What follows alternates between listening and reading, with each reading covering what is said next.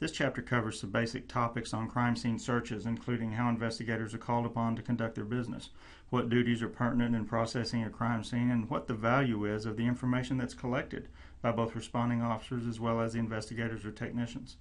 Some of the principal functions of a crime scene investigator are documentation of the scene, conveying the scene findings, both in oral and written form, and testifying as to the findings in a court of law.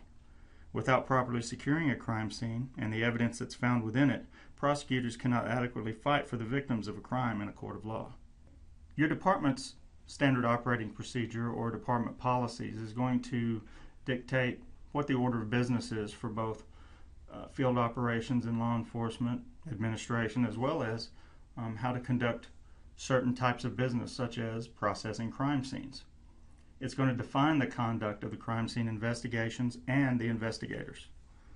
It'll delineate the authority and responsibility at the crime scene, who's going to be responsible for what.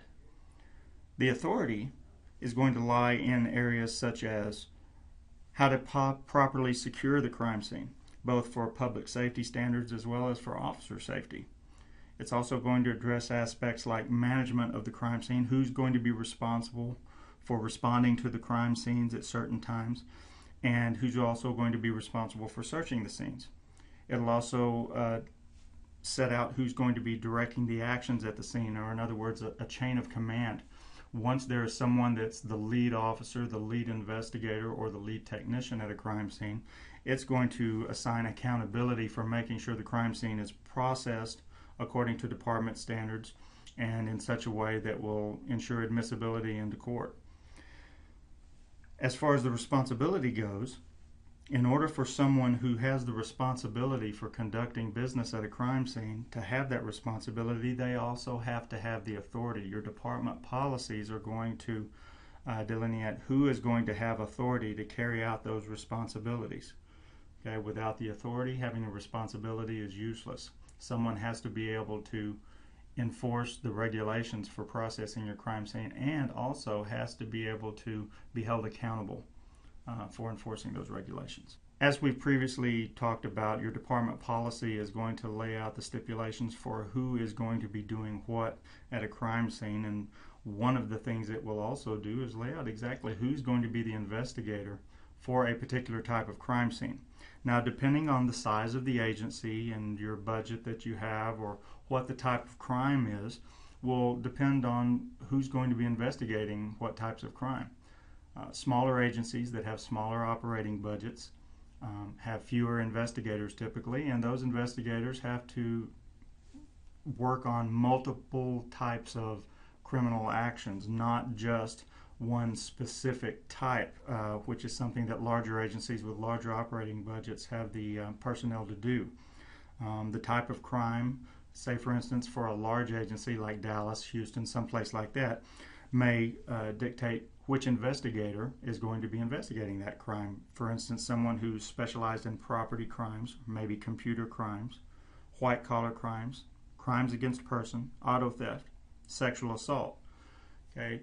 If you have a specialty in one of those areas and you work for a larger agency, then all of the crimes that are associated with those types of criminal acts will be the crimes that you investigated. In smaller agencies, you might be tasked with investigating all of those types of crimes. The size of your agency and operating budget is also going to determine the available resources and personnel that you have, as well as your access to different types of equipment and technology. Another thing that will affect how the crime scene is investigated, no matter whether you're a large agency or a small one, is going to be the size and area of the crime scene, as well as the environment of the crime scene, because that's going to determine exactly how many personnel you might possibly need to cover a certain area, or it can determine what types of technology you might need and equipment. But it's important to remember, no matter what size of agency you might work for, you're going to base your investigation at a crime scene on the most important information that the crime scene is going to give you, and that's going to be the information that their initial responding police officers are going to collect. It's going to be the information they observe, the information they communicate with you that they get from the witnesses or the victims at the crime scenes. So that'll be what you base the majority of your investigation on. That's going to be your starting point. Another one of the tasks of a responding officer to a crime scene, once they get to the scene, they're going to be observing the environment. What does the scene look like? What kind of people are there? Are there any vehicles there? Are there any events that are currently going on? Is it an in-progress call, or is it something that's located near an event of special note? What are the conditions of the crime scene, environmental, weather, that sort of thing? They're going to be looking for persons at the crime scene, onlookers, loiterers, photographers. Maybe sometimes it's just people who are interested and want to take pictures, or it could even be the news media. They listen to police scanners and sometimes show up at crime scenes before the investigators do. Could be nosy neighbors. What you're going to be focusing on the people, or what are they looking at? Where are they trying to have access to? Could they possibly be witnesses or parties to the offense? Could they be a victim or even a suspect in the offense? Were there any vehicles there when you arrived on the scene? As you arrived on the scene, were there any vehicles leaving the scene? Or did any arrive after you got there? What kind of noteworthy events or peculiar events might have been going on when you arrived at the scene? What were the conditions, the environmental geography, the weather conditions, that sort of thing? Another one of the tasks of the initial responding officer is safety and security of the scene. Emergency care, neutralizing actions, and actually securing the scene. You want to take care of the victims, the witnesses, the suspects, and even the emergency responding crews at the scene. And if you need to take any sort of neutralizing actions, by that I mean rendering the scene safe for first responders and investigators to come in and process the scene. Sometimes that means rendering the scene safe from actual physical harm from suspects that may be at the scene, such as in progress scenes, or it could be from the standpoint of involving like hazmat crews for scenes that have other sorts of hazardous materials at the scene. And then you also need to secure the scene by protecting and preserving the scene for investigation, making sure that the evidence that is at the scene is not compromised before the initial investigators and technicians arrive at the scene. Other notable information that is part of the task of the initial responding officer that they need to pass on to the investigators are going to be identifications as complete as possible of all victims, witnesses, and suspects that may be at the scene. Now, you're going to be interviewing people, maybe taking statements of events from the scene, from people that were parties to the crime. You're also going to want to try to identify any points of entry or exit that the suspects may have taken into or out of the scene. And those are going to vary depending upon the different scene types and environment and the different circumstances for the different scenes. If at all possible, you might need to establish indirect pathways in order to get to victims or certain areas of the scene. By doing that, you're going to establish walkways for people to come into the scene, investigators or technicians to come into the scene without compromising the evidence that you have initially observed once you arrived. Okay, you're going to be looking for the presence of any visible evidence, physical evidence, and you're going to take those initial steps to try to preserve that evidence. And you're going to start that process using what they call a working theory. Okay, as police officers and investigators, we're always trying to figure out what are the circumstances that led to a crime being brought to our doorstep that day. Okay, so you're going to attempt to determine those circumstances by using that working theory and analyzing the different pieces of the puzzle and trying to put the different pieces of the puzzle together in order to make sense. And that's something that is going to contribute to that most valuable information that the initial responding officer is going to give to the crime scene investigator or the technicians. Documentation is the key to any research and investigation. After all, investigation is research. For the purposes of report writing as well as memory recall, we need to be able to identify the circumstances of when you got the call to respond and what happened upon your arrival. No matter whether you're a responding officer or you are an investigator or you are a crime scene technician, you need to get in the habit of being able to document once you get the call and everything that transpires after that. Okay, that'll allow you to recall that information in the future for courtroom settings or for any other sort of follow-up work. Okay. Again, I want to re-emphasize the importance of the initial information collected and observed by the initial responding officers and how they can benefit any criminal investigation. Okay, you're going to be able to determine the time you were called to the scene and by whom, the time you arrived at the scene, any actions taken to secure the scene, any persons that were at the scene, any other departments that were involved in securing that scene or taking care of any of the parties to the offenses. Okay, and the names of all victims and suspects known at the time. Once you arrive at a crime scene as a criminal investigator or a crime scene technician, you're going to have a briefing. Okay, the briefing is going to be with a responding officer or maybe a lead investigator that may be there if you happen to be a technician.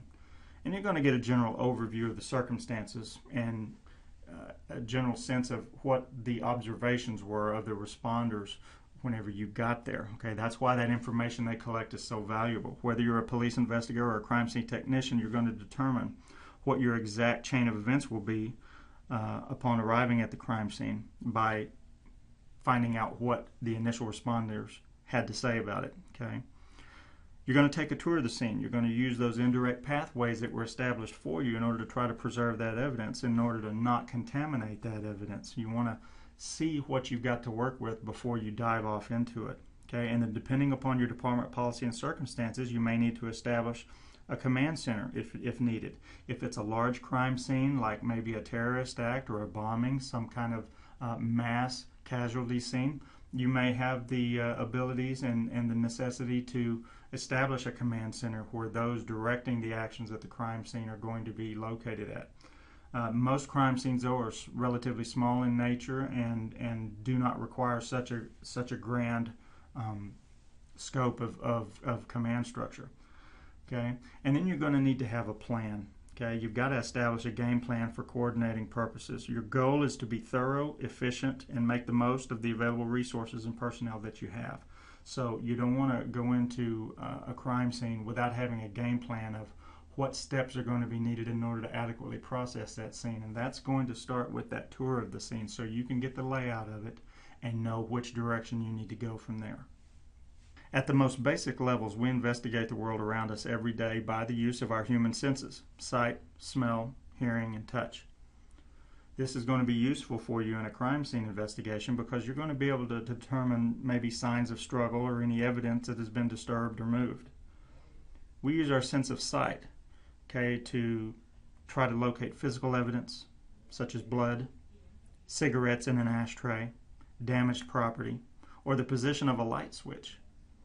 We might use our sense of smell to detect waste products, iron in the air, alcohol, chemicals, any perfumes.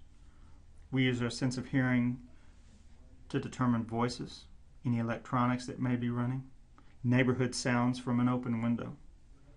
And we may use our sense of touch to determine heat, cold, rough surfaces, slippery surfaces, things that are wet, and different types of geography. You want a crime scene search to be systematic and methodical, because by ensuring that all necessary steps have been taken to locate evidence and preserve it accordingly, you further enhance your chances of evidence being admissible in court, which is, in turn, aids in the prosecution of a criminal case. Crime scene search documentation is far beyond mere narrative of the events. Although an investigator's narrative is the primary storyteller of how a crime is solved and presented in court, investigators or technicians should be skilled in not just using investigative skills in collecting evidence, but also in articulating how those skills were performed and what their findings are, such as in photography, evidence that was collected, sketches that were prepared, observations that were made during the crime scene processing, for instance. Photographing crime scenes is accomplished using a method known as the rule of three. In other words, photographs are taken using a sequence of an overview or a wide-angle shot, a mid-range view, and close-up shots. This should be done from the viewpoint of the people who were there and should serve as a means to visualize the pieces of the puzzle or events of a story leading to the key pieces of evidence. You're telling the story as you take the photographs leading to the focal points of what you want the people to see in the crime scene, whether it's a piece of evidence or a location within the crime scene. Together with your narratives and other evidence collected, you are telling the story of what happened in order to make the connections between the different events and locations. Sketches complement the photographic documentation process in that they provide additional information that mere photographs cannot or do not. Sketches provide three-dimensional and measurement data showing relationships between evidence items, victims, and locations, and are a valuable resource for investigators, technicians, prosecutors, and juries. Actual physical searches of crime scenes can be achieved from a variety of different methods such as the strip method, the grid method, the zone method, and the spiral method. The strip method, or sometimes called the strip search method, can be accomplished by one person and even 2 or 3 persons. This method is optimal for small search areas such as small outdoor areas with narrow fields of view. The search is completed using narrow lanes as a guide for walking the area and are in a uniform one direction, then turn back pattern, hence the strip or stripe motion. The grid search method, sometimes called the double strip, uses the same principles as the basic strip method except that areas searched are overlapped, therefore searched twice. This method is also more beneficial with smaller search parties and areas.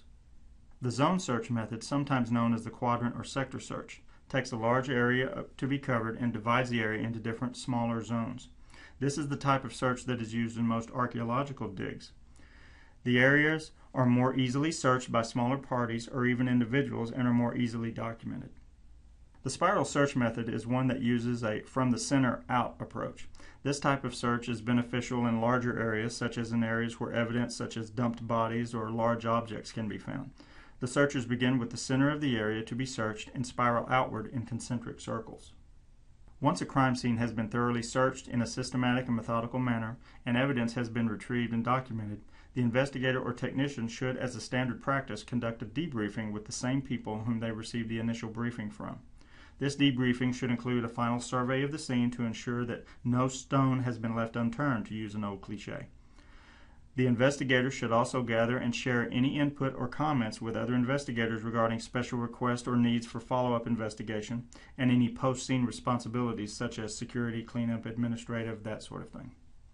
In conclusion for this presentation, some key points of interest you should take with you are how department policies and procedures guide the logistics of the investigative process, how establishing a chain of command ensures responsibility and accountability, the valuable importance of observations that are made upon arrival at the crime scene, the necessity for adequate documentation of crime scene processing and searches, and the importance of communication between first responders, parties to the scene, and investigators or technicians.